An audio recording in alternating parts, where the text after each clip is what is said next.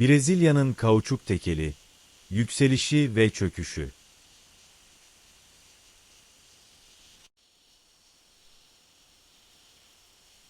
Kauçuğun keşfi ve ilk çağ.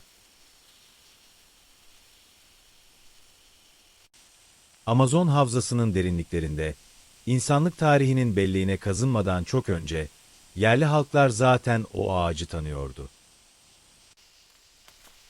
Hevea brasiliensis, Latince adıyla Brezilya kauçuk ağacı, Amazon yağmur ormanlarının ıslak karanlığında, yüzyıllar boyunca sessizce büyümüş, gövdesinden akan beyaz sütümsü sıvısını yalnızca kendi çevresindeki insanlarla paylaşmıştı. Tupinamba kabilesi bu ağacı kauçu olarak adlandırıyordu. Ağlayan ağaç. Çünkü gövdesine vurulduğunda akan sıvı, gözyaşlarına benziyordu. Avrupalıların bu mucizevi maddeyle ilk karşılaşması 1493 yılına dayanır. Kristof Kolomb'un ikinci seferinden dönen denizciler, İspanyola yerlilerinin sert, esnek bir maddeden yapılmış toplarla oynadığını hayretle izlediklerini aktarmışlardır. Ancak bu ilk karşılaşma, dünyayı değiştirecek buluşun henüz bir ön sözüydü. Avrupalılar bu maddenin ne olduğunu bilmiyordu.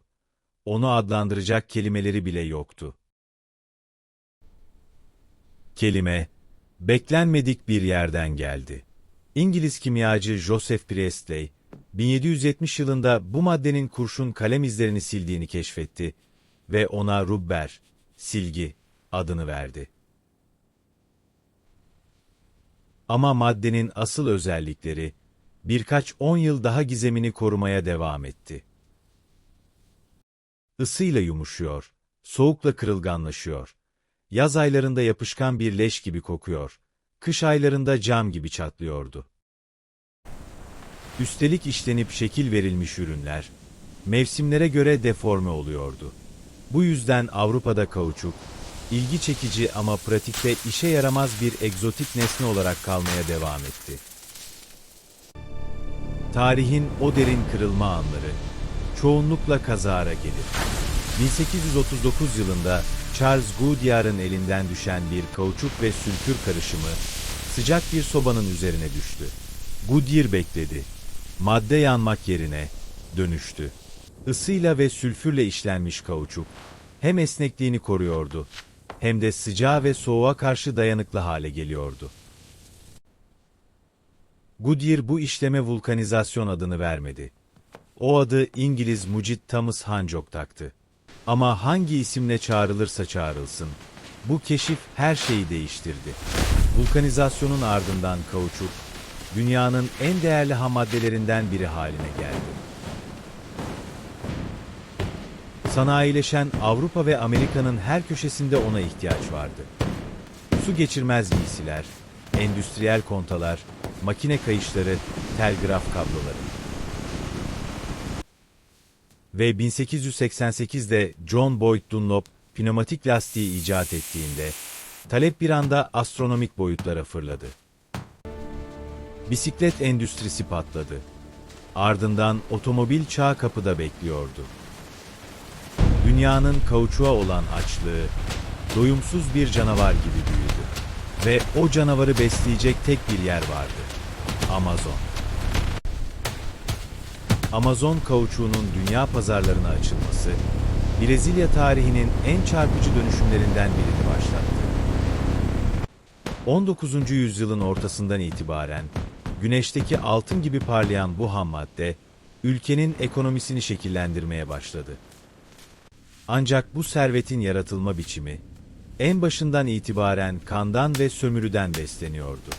Amazon yağmur ormanları, dünyanın en zorlu çalışma koşullarından birini sunuyordu. Bataklıklar, tropikal hastalıklar, yılan ve böcek sokmalar, açlık ve ıssızlık. Bu koşullarda ağaçları gezmek, lateks toplamak ve taşımak için insan emeğine ihtiyaç vardı. Bol miktarda ve ucuz. Çözüm, ülkenin kuzey kuşak yoksullarından geldi. Ciğer ve diğer Kuzeydoğu eyaletlerinden gelen kuraklık mağduru insanlar, Amazon'un altın vaadiyle kandırılarak ormanlara sürüldü. Borç köleliği sistemi, Aviamento, onları ormanın içine hapsetti. Kauçuk toplayıcılarına, yani seringueirolara, aletleri ve erzakları borç veriliyordu. Bu borç hiçbir zaman kapanmıyordu. Çünkü patronlar hem fiyatları hem de hesapları kendileri belirliyordu. Sistem, yasal kölelik değildi. Ama sonuç itibarıyla pek de farklı değildi. Kauçuk İmparatorluğu, Brezilya'nın altın çağı ve tekelin anatomisi. Manaus, 1890'ların sonunda dünyanın en tuhaf şehirlerinden biriydi. Amazon'un göbeğinde, yoğun tropikal ormandan birkaç kilometre uzakta, sanki başka bir kıtadan fırlatılıp gelmiş gibi duran bu şehir, Paris'in lüksünü, Londra'nın kibrine öykünüyordu. Asfalt kaplı sokaklar, elektrik direkleri, at arabası rayları. Ve en tepede, tüm bu saçmalığın taçlandığı yapı, Teatro Amazonas. Dünyanın en uzak ve en erişilmez noktalarından birinde inşa edilmiş, İtalya'dan getirilmiş Carrara mermeriyle döşenmiş, Fransa'dan sipariş edilmiş dekoratif çinilerle süslenmiş bir opera binası. Bu opera binası yalnızca bir bina değildi. O dönemin ruhunu somutlaştıran bir semboldü. Kauçuk baronları, Seringueiros'un sömürüsünden toplanan serveti ellerinde tutan bu küçük elit, kendilerini dünyanın efendileri olarak görüyordu. Çocuklarını eğitim için Paris'e yolluyorlar. Avrupa'dan şef getirtip yerel ürünleri çöpe atıyor. Lizbon'dan taze çamaşırlarını yıkatıp geri getirtiyorlardı. Servet, akıl almaz boyutlara ulaşmıştı. Ve onunla birlikte delilikte. Brezilya kauçuk tekeli, belki de tarihte en saf biçimiyle ortaya çıkan coğrafi tekeller arasında sayılabilir. Amazon, dünyanın tek kauçuk kaynağıydı. Ya da en azından o dönemde öyle zannediliyordu. Hevea brasiliensis ağaçları yalnızca bu ormanlarda yetişiyordu. Tohumları ülke dışına çıkarmak yasal olarak yasaktı. Brezilya hükümeti bu tekeli titizlikle korudu. Gümrük memurları liman kapılarında nöbet tuttu. Yabancı gemiler arandı. Tohumları kaçırmaya çalışanlar ağır cezalara çarptırıldı. Ama bu korumanın temeli, sanıldığı kadar sağlam değildi. Tekeli ayakta tutan şey, Brezilya'nın aktif bir üstünlüğü değil, dünyanın geri kalanının henüz harekete geçmemiş olmasıydı. Ve bu tarihsel açıdan son derece kırılgan bir avantajdı. 1890'ların ortasında, dünya kauçuk üretiminin neredeyse tamamı Amazon'dan geliyordu. Fiyatlar inanılmaz seviyelere çıktı. 1910 yılında kauçuğun kilogram fiyatı bugünkü değerle yüzlerce dolara eşdeğerdi. Brezilya bu gelirle kasasını doldurdu. Ülkenin toplam ihracat gelirinin %40'ından fazlası kauçuktan geliyordu. Amazon şehirleri şişti. Baronlar köşkler diktirdi. Hükümet altyapı projelerine para harcadı. Kauçuk, Brezilya'nın rüyasıydı. Gerçek gibi görünen ama temelsiz bir rüya. Bu dönemde Amazon'un kuytu köşelerinde yaşanan vahşet, baronların opera kutuları kadar görkemli anlatılara nadiren konu oldu.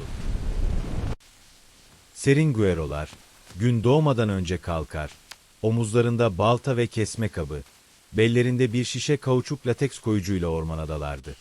Bir Seringueiro'nun günlük rotası, birbirinden ortalama 100 metre uzakta duran 100 ila 200 ağacı kapsıyordu. Onlarca kilometre yürüyor. Her ağacın kabuğuna V şeklinde kesi atıyor. Altına küçük bir kap yerleştiriyor. Ardından döngüyü tamamlamak için aynı rotayı ters yönde tekrar yürüyordu. Bunu yaparken sıtma, sarı humma ve birçok tropikal hastalıkla savaşıyor. Yılanlar ve vahşi hayvanlarla ortak bir ormanda var olmaya çalışıyordu. Gece olduğunda ise lateksi pişirme sürecine başlıyordu. Toplanan sıvı lateks, palmiye çekirdeği tohumlarından elde edilen yoğun duman üzerinde döndürülerek katılaştırılıyordu. Bu süreç saatlerce sürerdi. Duman, gözleri yakıyor, akciğerleri tahrip ediyordu. Oluşan kauçuk topları nehir yoluyla patron depolarına taşınıyor. Oradan şehirlere, oradan da Avrupa ve Amerika'ya ulaşıyordu. Serveti yaratan el, o servetten en küçük payı alan eldi. Kauçuk çağının en karanlık yüzü, belki de Kongo'nun Belçika sömürgesiyle yürütülen yarışta değil, Amazon'un kendi içinde saklıydı. Putumayo bölgesinde, bugünkü Peru, Kolombiya sınırı yakınlarında, Peruvian Amazon Company adlı şirketin yönetimi altında yaşanan vahşet, 1909 yılında İngiliz diplomat Roger Casament'in raporuyla dünyaya açıklandı.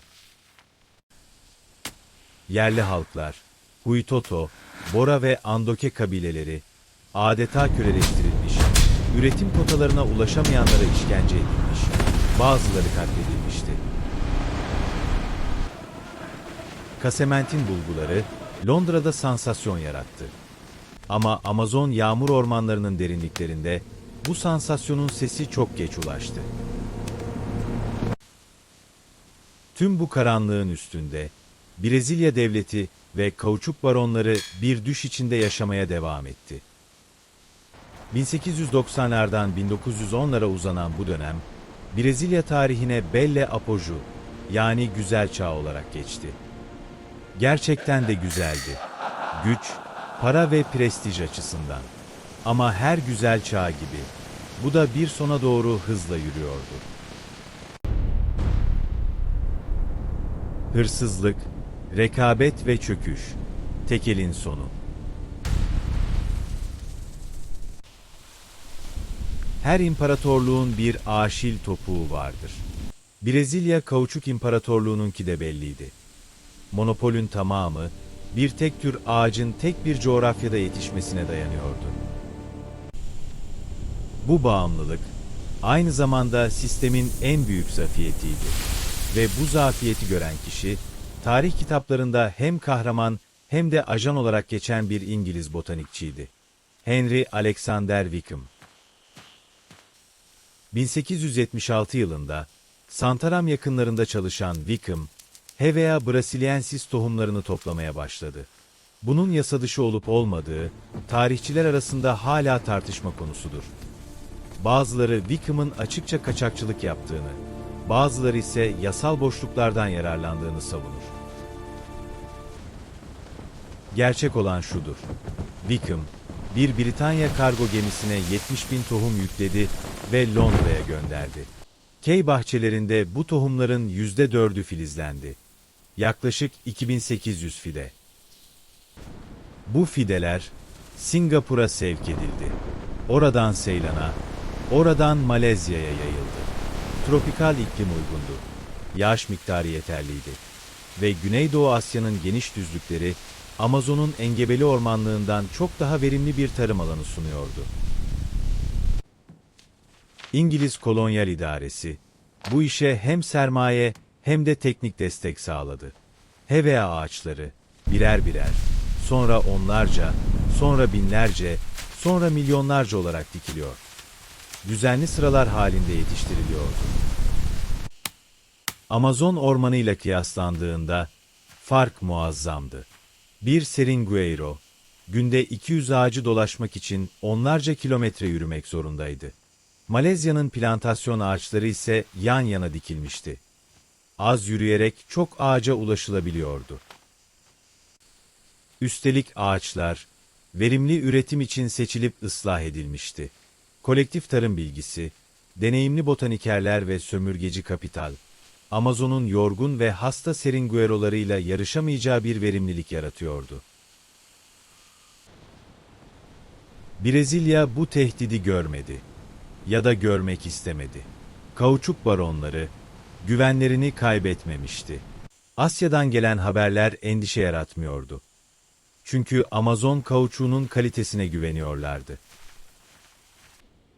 Hükümet, tohumların kaçırılmasının zararlarını küçümsedi. Ve bu küçümseme bir yıkım olarak geri döndü. 1900'lerin başında Malezya, Seylan ve diğer İngiliz kolonilerindeki kauçuk plantasyonları ciddi miktarda üretim yapmaya başlamıştı. 1905 yılında dünya kauçuk üretiminde Asya'nın payı %4'ten azdı. Ancak bu rakam hızla büyüyordu. 1910 yılında Asya, küresel üretimin %40'ına ulaşmıştı ve 1913 yılında Brezilya'nın kauçuk ihracatının zirvesinden yalnızca 3 yıl sonra Asya plantasyonları küresel üretimde Amazon'u geride bıraktı. Fiyatlar taş gibi düştü. 1910 yılında kilogramı 5 ila 6 şiline satılan kauçuk, 1913'te 2 şiline geriledi. 1920 yılında ise fiyat 1 şilinin çok altına indi. Brezilya kauçuğu kalitesiyle rekabet edebilirdi. Ama fiyat farkı büyüdükçe kalite avantajı anlamsızlaştı. Asya kauçuğu 5'te 1 fiyatına sunuluyordu.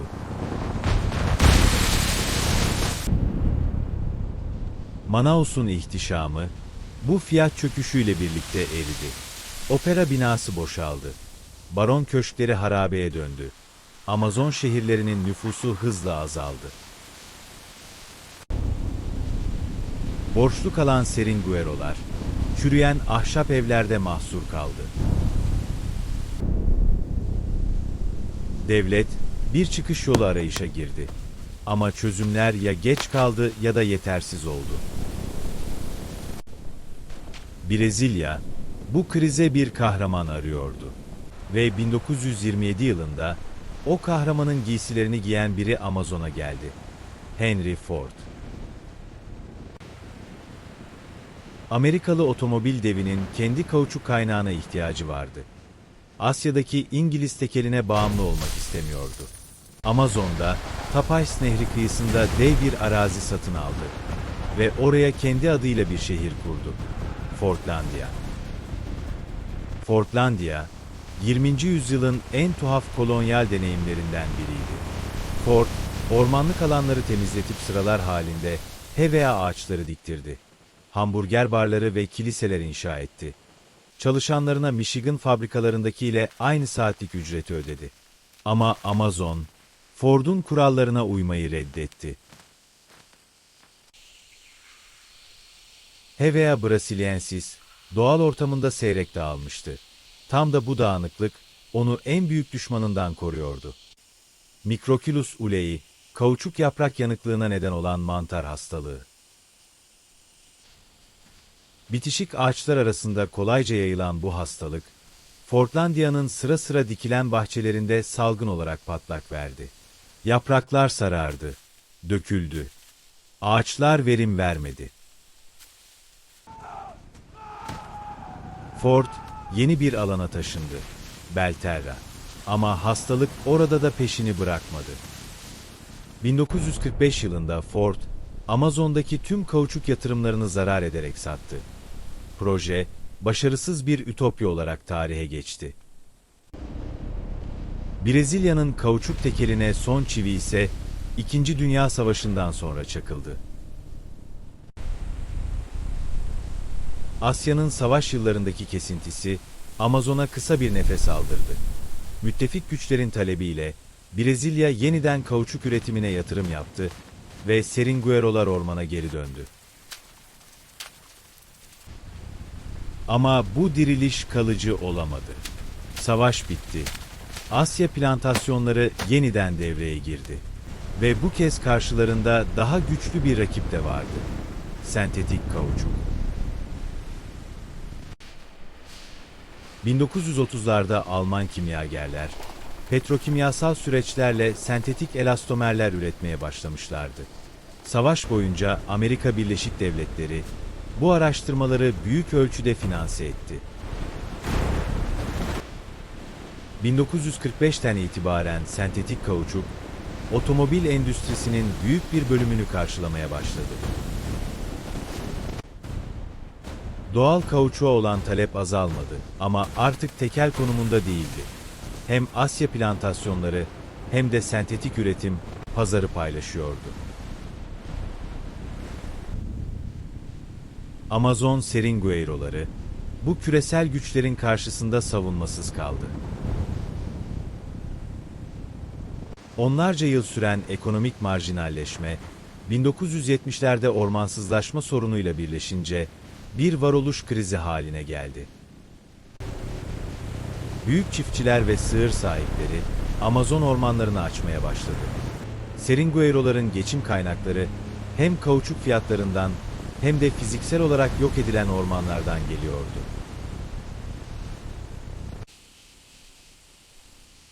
Bu karanlığın içinden bir ses yükseldi. Chico Mendes. Acre eyaletinden bir Seringueiro lideri olan Mendes, hem ormansızlaşmaya hem de yoksulluğa karşı örgütlendi. Üretim rezervleri fikrinin öncülüğünü yaptı. Seringueiro'ların yaşadığı ve kauçuk topladığı orman alanlarının hem koruma altına alınmasını hem de yerli halkın yasal güvencesini talep etti.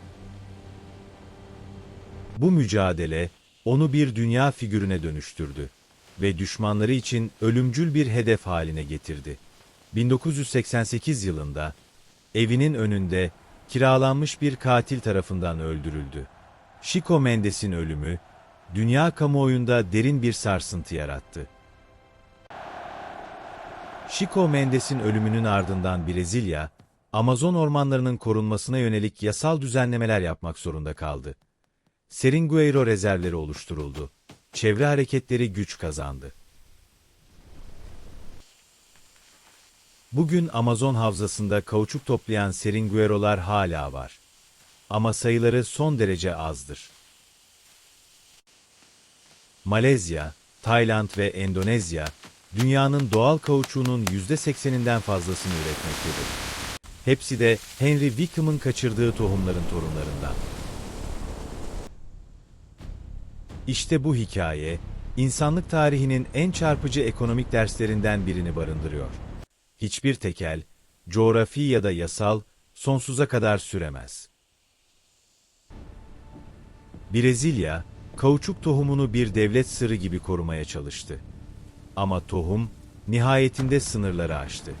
Güneydoğu Asya'nın plantasyonları, Amazon'un kaotik ve maliyetli ormancılığını geçersiz kıldı. Ve bu geçişin bedeli, her zaman olduğu gibi, en güçsüz olanlar tarafından ödendi. Ormanda yaşayan, borç köleliğinde çalışan ve dünya piyasalarının anlık dalgalanmalarına karşı hiçbir koruyucuları olmayan insanlar. Manaus'taki tiyatro, Amazonas hala ayakta. Her yıl binlerce turist, Amazon'un kalbine konuşlandırılmış bu pembe yapıyı ziyaret ediyor. İçinde konserler düzenleniyor, sahnede operalar oynanıyor. Ama binanın duvarları, söyleyemediği bir şeyi biliyor. Bu mermerler, o süslü avizeler, o altın yaldızlı tavanlar, hepsi ormandaki bir adamın alnından akan terle inşa edildi. Kauçuk çağı sona erdi. Ama izi, hem ormanlarda hem de tarihin derinliklerinde, silinmez bir yara gibi duruyor.